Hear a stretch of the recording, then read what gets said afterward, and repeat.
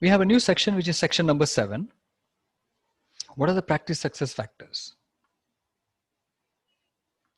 Identifying and understanding the problems and their impact on the services. Only then the continual improvement can happen from this perspective, because errors leading to incidents impact customer satisfaction. Therefore, proactive approach is necessary. Particularly to identify and understand the problems, a proactive approach is better. Secondly, the resolution and reduction of problems need to be smoothened, optimized, and made more favorable or satisfactory to the stakeholders. Because there may be several problems, therefore prioritization is required.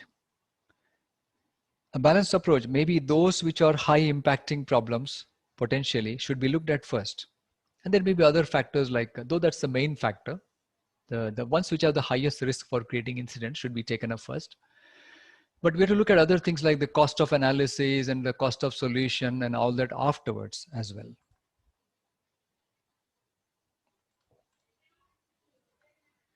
And that finishes off the problem management. Particularly with focus on the problem identification process for the proactive and reactive problems. Reactive identification in summary.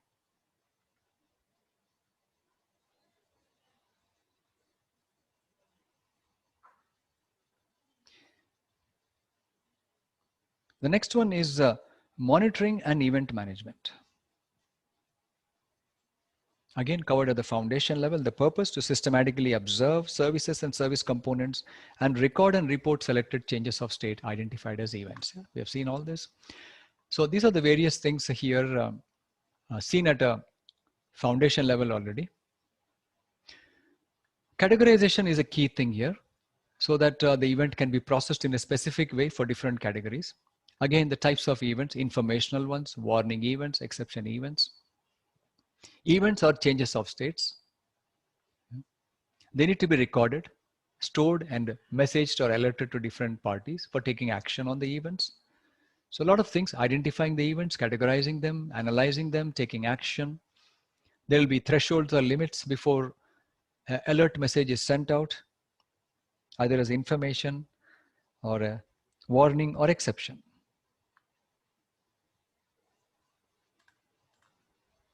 Success factors for the practice: having an approach for event monitoring and event management. Data should be available. There should be continuous monitoring data available to understand the infrastructure status and to generate the events and alert the stakeholders and to take actions. Which means, and once the data is available, then only they can be detected, interpreted, and acted on quickly. So there should be an overall approach or mechanism to establish this practice, then data to be ensured, and then which will eventually ensure the remaining part there.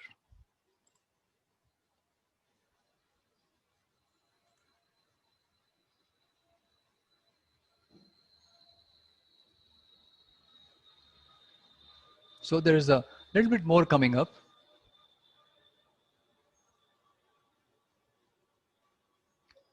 So these are the 3 success factors. Let us look at them quickly one by one. The first one is the approaches, creating the approaches for various types of events and monitoring. Information should not be too much. It should be relevant, meaningful, effective when the monitoring is set up.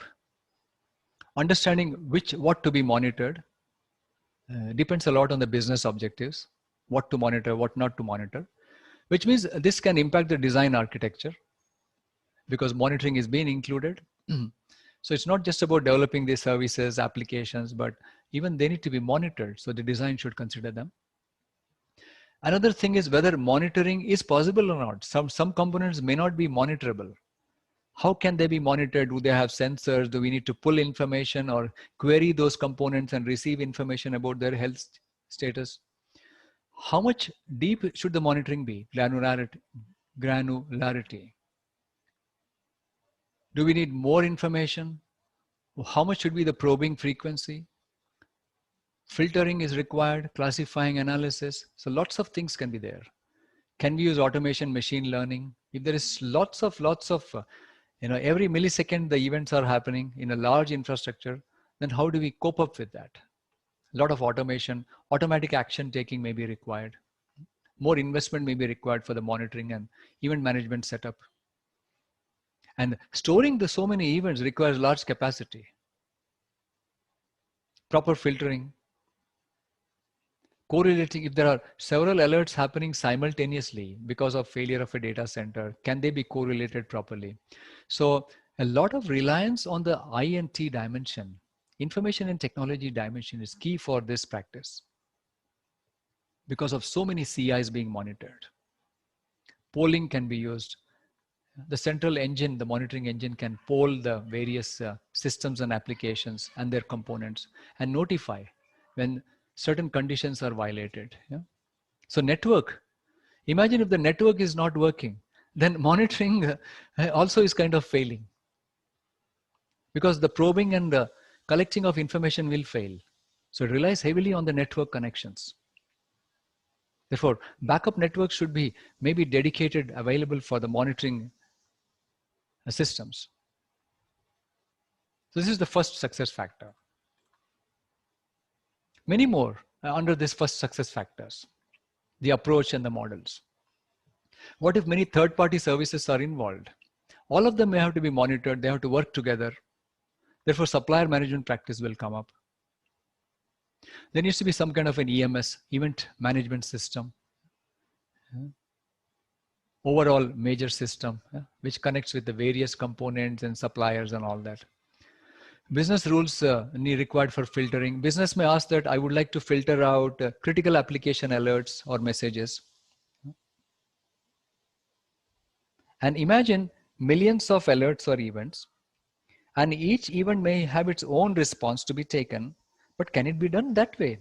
Can we have millions of action steps, one for each type of each event? No. Therefore, there may be some general procedure for different types of events. So maybe there are just few types of events, and there's a general procedure for each type of event. So make it simpler.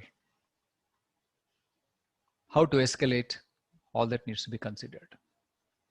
Classification is essential, informational, warning, exception. Again, there may be other types based on technology, and those categories may also be there. Or locations, or management, business owners, service owners, all that.